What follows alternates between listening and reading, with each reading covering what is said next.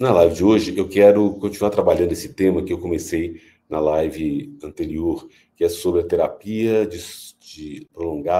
exposição prolongada para tratamento do transtorno de estresse pós-traumático. Eu fiz um curso na Universidade da Pensilvânia, eu já tinha trabalhado aqui na live e outros vídeos meus sobre esse tema, mas recentemente eu fiz uma atualização na Universidade da Pensilvânia e eles têm uma técnica muito bem desenvolvida há 30 anos, muito bem estabelecida, com muitos artigos científicos publicados, com uma visão bem clara sobre o tratamento do transtorno de estresse pós-traumático e os sintomas que estão acontecendo. Hoje eu quero falar aqui para vocês por que você pode usar esse tratamento, e se você quiser agendar uma sessão online comigo, nós podemos fazer esse tratamento, esse programa de tratamento de exposição prolongada, né? O programa ele é focado muito nos medos e sintomas, para você realmente tratar esses medos e sintomas. E muitas pessoas que têm experiência de dificuldades com traumas, elas têm muitas dificuldades após o ocorrido, né? E muitas vezes esses sintomas eles se mantêm por meses e por anos mesmo. E o maior fator que é preciso tratar no transtorno pós-traumático, os sintomas, é a evitação. As pessoas, em geral, elas querem evitar falar, lembrar, reviver, pensar, comentar sobre o trauma, né? Isso vai em dois caminhos. Você evita as situações traumáticas, ou seja, você evita dormir com a luz acesa, apagada, você evita sair sozinho de casa, você evita os pensamentos e as imagens relacionadas ao trauma. E esse tipo de coisa que as pessoas evitam é muito comum desde o trauma, né? E o problema é o seguinte, que a evitação dos pensamentos, das memórias, com relação ao processamento das memórias, né, emocional do trauma, ela vai trazer a ideia de que você está sempre em perigo. Então, parece que evitar as situações vão prevenir você desconfirmar o perigo. Só que, na verdade, isso acaba aumentando os sintomas da ansiedade. Então, desde que a evitação ela mantém as dificuldades do trauma, nós podemos mudar essa tática, né? Então, a ideia de que eu posso mudar essa ideia de que a pessoa que passou pelo trauma, ela precisa evitar as memórias, os pensamentos, os sentimentos mesmo. Então, nesse tipo de tratamento de exposição prolongada, nós vamos começar a aprender como abraçar mais os sintomas do transtorno pós-traumático, ao invés de evitá-lo. E por que esse acolhimento é melhor que a evitação? A gente vai aprender no tratamento da psicoterapia de exposição prolongada, né? Porque o trauma está muito relacionado com os pensamentos, com os sentimentos que podem ser tolerados. E a evitação da situação, ela muitas vezes parece que é segura, mas não é, né? Porque ela, a curto prazo, ela ajuda, você alivia um pouquinho, mas a longo prazo ela mantém a configuração do trauma e mantém os sintomas ali muito presentes indefinidamente. E tem duas maneiras que nós trabalhamos aqui na terapia de exposição prolongada. Uma é uma exposição das imaginações, das imagens, né? Então você vai ser convidado a repetidamente revisitar os eventos traumáticos que você passou, como que você vai trabalhar esses eventos, a experiência dele, e modificar esses pensamentos cognitivos, essas disfunções cognitivas, tipo, eu não posso tolerar sofrimento, né? O que aconteceu foi a minha culpa. Geralmente, as pessoas que passaram por trauma têm muito essa característica, né? É como se elas fossem culpadas do que aconteceu. Então, quando você volta na memória as imagens do trauma, e você revisita aquilo de uma forma diferente, à medida que nós vamos treinando na psicoterapia, essa exposição prolongada, você vai se sentindo mais confortável com aquela experiência que você teve. Por quê? À medida que você relata, que você lembra, que você fala, você elabora de uma nova perspectiva, um novo formato. Então, o procedimento da terapia de exposição prolongada, um lado é essa imaginação, exposição da imaginação, exposição das imagens, e outro é que eles chamam de in vivo exposure, ou seja, exposição em vivo, que é uma experiência que você vai ter em situações traumáticas que você teve fisicamente. Então, você vai repetidamente, você vai abraçar as situações, né, se envolver nas situações relacionadas ao trauma, que você muitas vezes evita, né? Porque você associava o trauma a ideia de afastar aquela situação, como se isso fosse muito efetivo na reduzir o medo, e muitas vezes é uma evitação que não é necessária mesmo, né?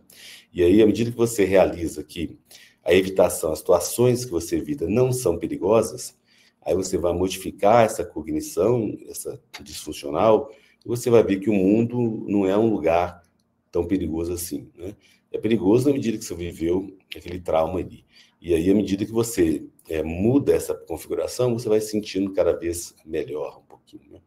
E aí, uma das técnicas da terapia de exposição prolongada é você fazer uma lista de situações que você evita, desde coisas pequenas, por exemplo, levantar cedo e comprar um pão na padaria, né? Ou sair de casa, ou ir no portão da minha casa. Você pode fazer uma lista de situações que você evita, pequenas, mais leves, por exemplo, sair na porta da minha casa, abrir a porta da minha casa, e você vai ser treinado na psicoterapia de exposição prolongada a não evitar isso, a realmente envolver-se nessas experiências, né? Um outro fator muito importante que é preciso entender, que mantém o trauma, os sintomas do trauma, são esses pensamentos cognitivos disfuncionais, do tipo, o mundo é extremamente perigoso e eu sou extremamente incompetente, né? De várias formas, há pensamentos que eu sou incompetente para lidar com aquela situação.